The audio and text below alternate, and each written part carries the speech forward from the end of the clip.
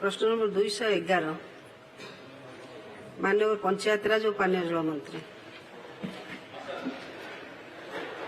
माननीय बाचस्पति महाशय, सिकिटी निर्वाचन मंडली अधीन अवस्थित सुरल, सुमांडी और सुनापुर पंचायत अधीन 5 गोटी ग्राम यथा गोटी सुनापुर, सुनापुर, कैठा, सुरल और आर सुबानी अच्छी।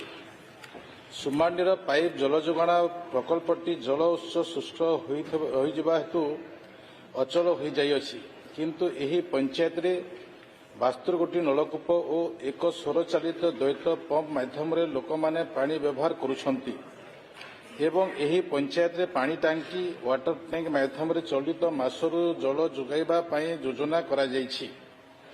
कैठा ओडीआरपी कॉलोनी एवं ओटी सुनापुर ग्रामर पानीय जल मधुर होइथिबा स्थले सुरल सुनापुर ग्रामर पानीय जल लवणाक्त अटे।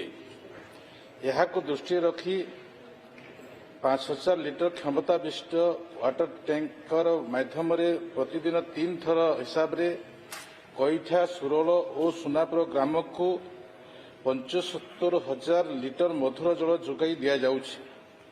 तत्संगे 2टी पंचायत रे 88 गोटी नलकूप स्थापन करा जाई अछि।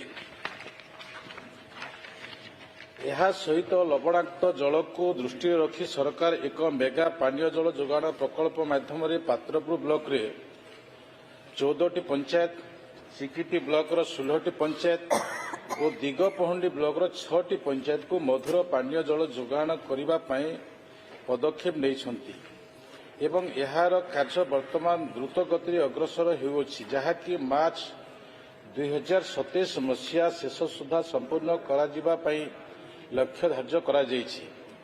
एतद व्यतीत सुरल एवं सुनापुर पंचायत 2 गोटी डिसैलिनेशन प्लांट रो अटकल मूल्य अधिका होउथबा कारण एही प्रकल्प गुड़िक परवर्ती पर्याय रे अनुमोदन निमंते निष्पत्ति निया जिवो।